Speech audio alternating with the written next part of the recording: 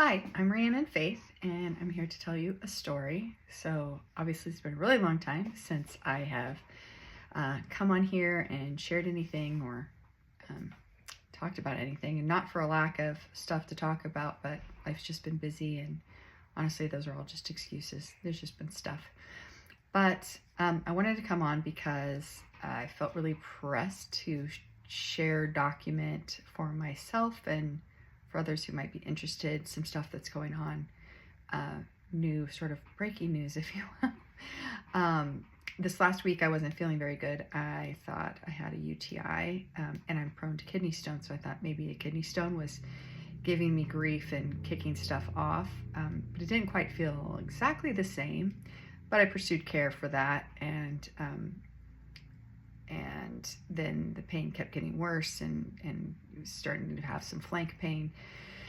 So I thought, well, I guess maybe it is a kidney stone. Again, didn't feel quite like a kidney stone, but in the neighborhood of excruciating pain and in that general vicinity, so must be. And it's been a bit since I've had one, so maybe I just forgot quite how it felt. I ended up in the emergency department on Friday night and was there for 9.5 hours. Yeehaw. Places to not be on a Friday night: any place requiring or providing emergency care. So anyways, I was in the emergency department. In the standard treatment, in case you're not familiar, if you have possible or probable kidney stones, is to do a CT. So they do CT and comes back and says, well, yeah, there's some stones in the left kidney, but nothing obstructive. That's like all the time. But there's something on the left ovary. And I was kind of stunned, flabbergasted, I guess, because I thought, I kind of forget those parts exist. Perimenopause is not for the faint of heart. But I really, these are parts not in use as far as I'm concerned. So was it really on radar that anything like that would be an issue? And I have all kinds of weird symptoms because of perimenopause. So if you've gone through it or you're in it, just like everything from, it's a kitchen sink sort of situation. You have all kinds of random things that come up or you feel, you don't know why. So I just kind of chalked up everything that was going on to that mystery of symptoms that don't make sense. Must be perimenopause. So unfortunately, no. So the CT said it was an 8 centimeter cyst on my left ovary, which, I could do without the extra space and parts, but I was trying to, as usual, look on the bright side. I'm like, well, 8 centimeters, that's about the size of a baseball. How in season for me, because it's baseball season right now for my son in high school. And so like, oh, good, baseball size cyst. So then they went in and did an ultrasound as well. The ultrasound actually showed that it's 9 centimeters, which is in fact, fun fact, larger than my uterus. Outstanding. So that doesn't go there and not supposed to be there. And the good news is there's no torsion, so it's not like flipped over or anything like that. The pain is next level. Every now and again, the pain just like literally takes my breath away. And so right now I'm in a small window of time where it is not literally taking my breath away. Not quite at the excruciating, but in the constant, I could do without that stage and level. So that was kind of a lot of information to receive, and okay, well, what does this mean? So the doctor sits me down after the tests have come back and says, so the thing is, the cyst is complex. It has both fluid and tissue, and we don't know more than that. We don't have a gynecological oncologist on call at this hour. It was about 2:30 in the morning. And so I can't have somebody look at this more in depth, but you need to take this very seriously. You need to pursue care immediately, further care, follow-up care with preferably a gynecological oncologist, but at minimum a gynecologist. And so those are not things I expected to hear, and to be radically candid, was not on my bingo card for the year. So I kind of was in a bit of a stunned state, and I needed to call my husband and let him know because I had sent him off. He needed to be out of town for something, and so I insisted that he leave me in the emergency department. I would be fine. And then I get this news, and I'm thinking, good grief, he's going to be very happy to have not been able to be there with me for this. But really, I was not freaking out about it or whatever, because really I don't have any answers, and whatever it is, it already is, and I'll just deal with it as it comes.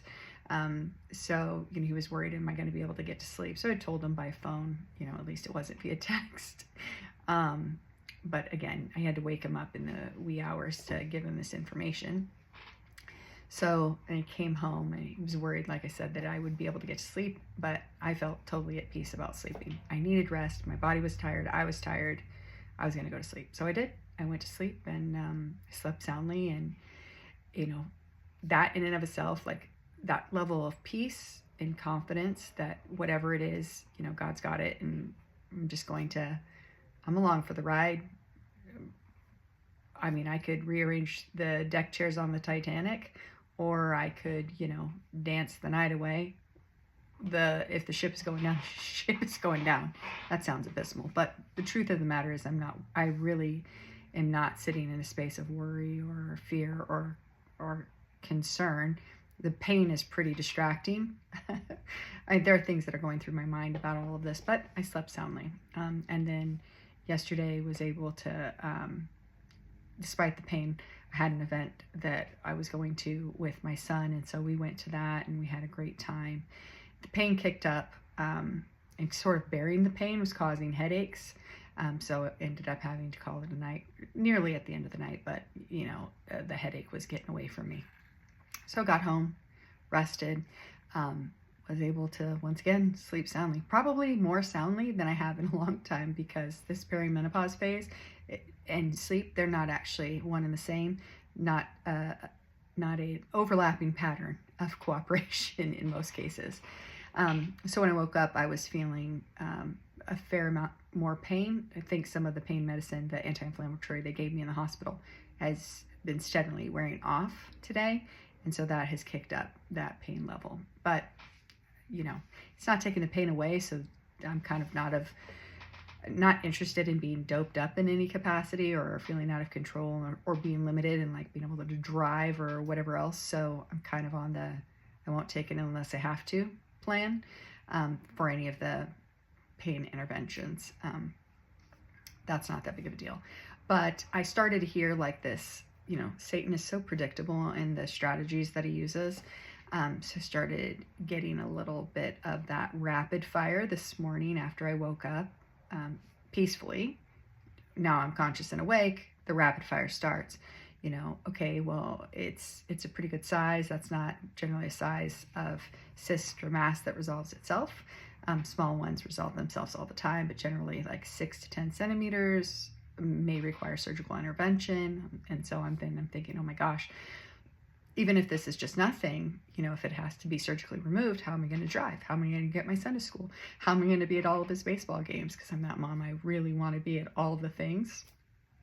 And so my head's starting to spin, and I'm thinking these things. And then I'm like, and this is the span of probably 3 to 5 minutes, right? Just like, I did not let this go. And I stop a second and go, out loud, I'm not doing this with you. I'm not doing this with you. I'm not believing your lies. I'm not hearing all of this, and get behind me, Satan. And so I know that sounds like, yeah, okay, but no, that's really how that conversation went. Like, I'm heading to the bathroom to brush my teeth, and I recognize the situation for what it is, these spiraling thoughts and this worry that's starting to crop up, things that I cannot control, and I don't have enough information around. I don't need to have a plan or a backup plan or any of those things as of right now. I just need to be present in this moment. And so I immediately called it out for what it was, and my peace was restored.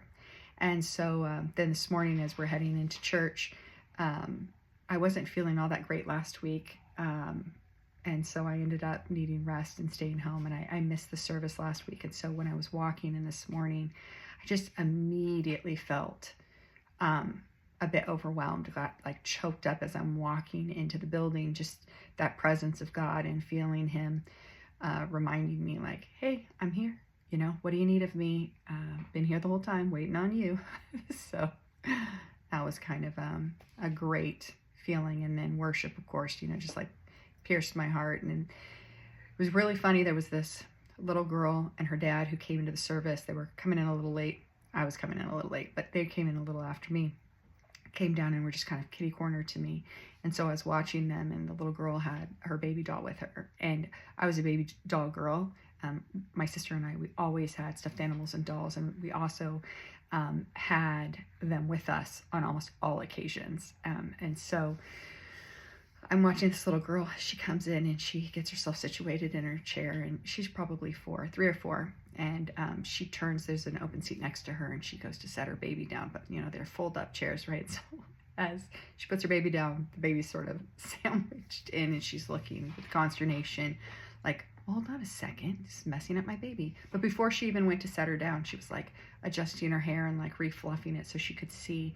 And these are the things that I did when I was a kid, always, you know, like my baby dolls all were organized and sitting with their faces out so they could see what was going on in the room around them, and very active imagination. But my babies were my friends and my family, my children. And so watching her got me all kinds of choked up, because like my heart is just like open, so open right now, and just gratitude and presence and seeing things through the lens of precious moments. So I'm watching that, and like my kids are all grown, you know, my youngest is 15, and I don't see those things anymore in my house or in my direct environment. Just like kind of a nostalgic moment of remembering what that was like for myself, and then also being able to observe that with my kids. Not my oldest. She was like, could care less about her baby dolls. No maternal interest at all. Very loving, but no maternal interest. So anyways, got through service, and, you know, I really wanted to be there to be able to be prayed over and just share what was going on, you know, where 2 or more are gathered. And so I was able to go down front after service and talk with the lady and just share, you know, what was going on. She prayed over me, and then I was able to connect with a couple of friends and pastors at the church, and they prayed over me as well. And I got some information for another gynecological oncologist, so I can get in to see someone swiftly, and, you know, highly recommended. And so all that's amazing, like God moments and appointments. But the reason why I came on to share, because of course, you know, they have no answers as of right now.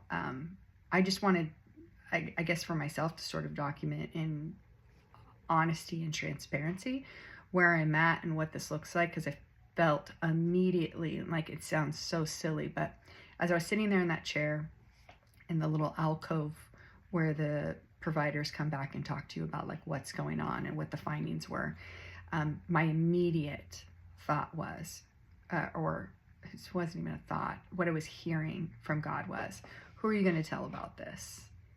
And it was kind of a pause, you know, like rhetorical question. And he said, you're going to tell everybody about this. You're going to tell them about what's happened. You're going to tell them about your journey. You're going to tell them what you go through. And so I'm here doing that. And I feel like I've been a bit disobedient in having not shared more of the things that have been going on in other areas and categories. But I felt like immediately I need to share in truth and transparency where I'm at, what's going on, what God is doing. And so, you know, the peace that surpasses all understanding, live in that, because, you know, it would be reasonable to be freaking out or nervous or whatever. And it's not because of anything to do with me. You know, I'm looking on all the information. I look through the educational materials that were provided to me from the emergency department, places that, you know, if you're not aware, they tend not to throw away around the C word, cancer, like at all. They don't want to put that on people, you know, that it's not a casual word that they use. And this is what she tells me, you know, our concern is this might be ovarian cancer. And I'm not taking that on. I'm not believing that that's the case or not the case, and don't have an opinion about that. And I'm not resigned to any sort of diagnosis or whatever. You know, I'm in line with the great physician. So whichever directions this goes, my true heart's concern, my biggest like for my kids and my husband. But beyond that is to face this situation in righteousness. So like standing firm in my faith, confident of who God is and what he'll do. And that's not to say, and I just like want to make emphatically clear that the only way God shows up in this is a full miraculous healing, because that might not be the case, and that's totally okay. I want to just be sure that I'm giving him praise and glory every step of the way. So, scary stuff happens and life happens, and there are things that are beyond our control, but God is still on the throne. And so that's really kind of where I'm at, and I hope to stay there. Not that there won't be moments, I'm sure, along the way where my confidence is wavering, or I'm feeling more overwhelmed than others, but I know what God has brought me through up until this point in life, and I'm confident, truly confident that he'll continue to do that. So anyways, I just wanted to share what was going on, and you'll hear more about this as I go. Hopefully be able to connect with a physician tomorrow, and get some more answers and direction on what next steps are coming. But in the meantime, just wanted to share because I feel really pressed to share, again, in truth and transparency. I think people go through a lot of stuff, and they don't need, they think they don't need somebody else to go through that with them, or they got to isolate. And I think those are just like lies of the enemy, that you've got to be in it by yourself. It's such a tendency, self-sufficiency and all of that, which our pastor just so happened, God moments, to be talking about this morning. But anyways, that's where I'm at. That's what's going on. But I stand in peace and joy in the midst of all of that. So come back again and I'll tell you another story. Thanks.